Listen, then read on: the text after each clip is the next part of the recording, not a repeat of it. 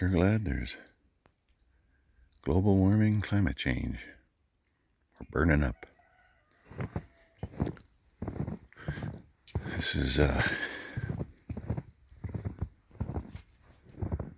one of the joys of being off grid when you're like we can't get the hydro here. It's 2.5 miles to it, and it's too far away, so we went to this outfit.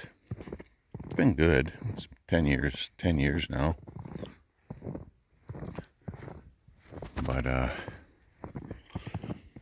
this is the end of April. I think it's, I'm not sure what date, 23rd or I don't know, somewhere around there. And this is what we're up against.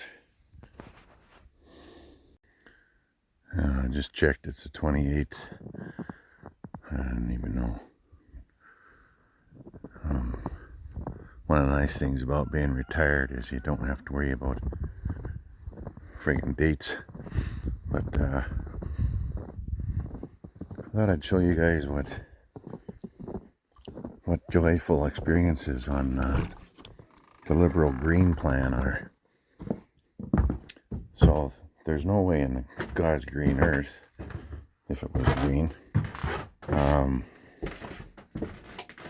that you're going to get enough power today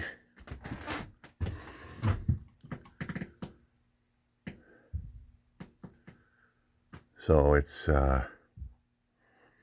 says it's bringing in 43 volts, but it's only 3 amps, so it ain't gonna charge worth a shit.